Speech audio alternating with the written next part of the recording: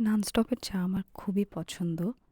আমি যখন ১ম এই ননস্টপের চা খাই, তখন আমার কাছে মনে হয়েছে যে হ্যাঁ, চাওয়ালার থেকে এটা অনেক বেশি বেটার। কারণ চাওয়ালারটা অনেক পাতলা আর এই ননস্টপেরটা অনেক thick আর নানের এত ভ্যারাইটি, খুবই মজা। আমরা সেদিন চা আর একটা চিকেন স্যান্ডউইচ অর্ডার করেছিলাম। Sorry, club sandwich. আমার কাছে খুবই ভালো লেগেছে। তো এখান থেকে খাওয়া-দাওয়া শেষ করে চলে গিয়েছিলাম ইস্ট হ্যামে স্পোর্টস ডিরেক্টে। ভাবলাম যে একটু জুতা দেখে আসি। আর কি নতুন আসলো। কারণ কাজে যাওয়ার জন্য জুতা আসলে লাগে। তো দেখলাম, অনেকক্ষণ দেখার পর মনে হলো যে না, ঈদের পরে আবার আরেক ঘোরানো আসবো। আর এই ভিডিওগুলো সব হচ্ছে ঈদের আগে করা। তো ধীরে ভাবতেছি যে সবগুলা আস্তে করে আমি আপলোড করে দিব। তো এখান থেকে বের হয়ে ফাহিমের সাথে দেখা। তো ফাহিম অনেক জোর করে নিয়ে গেল ওর বাসায় গল্প করার জন্য। বলল যে না, চলেন।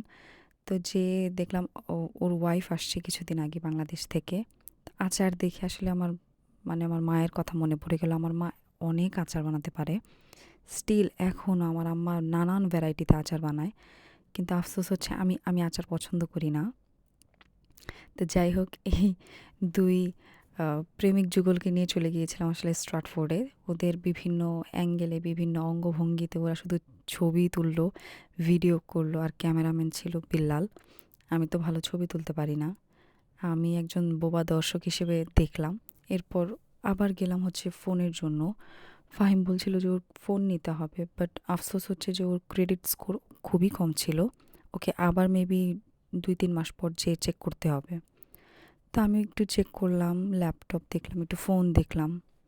আমার ফোনের স্টোরেজ খুব দ্রুত একদম মেমোরি ফুল হয়ে যায়। তো আমিও ভাবতেছি যে একটা ফোন নিতে হবে।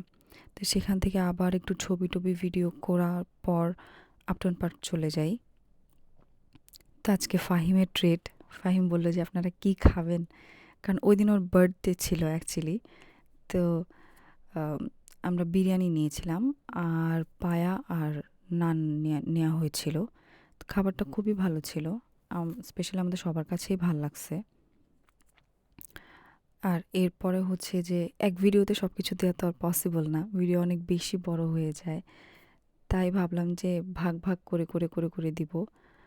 তো ওইখান থেকে তারপর ধীরে আমরা আবার গল্প করলাম। অনেকক্ষণ গল্প করা হলো। চা খাওয়া হলো। আসলে এত ফুটেজ তো আর নেয়া হয় না। আর দেখা যায় যে গল্প যখন করি, তো সবসময় তো আর মুখের সামনে ভিডিও ধরে রাখা যায় না।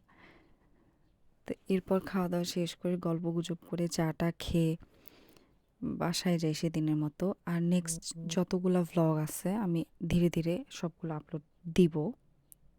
এখন একটু কাজের প্রেশার কম। সো সুন দিয়ে দিব।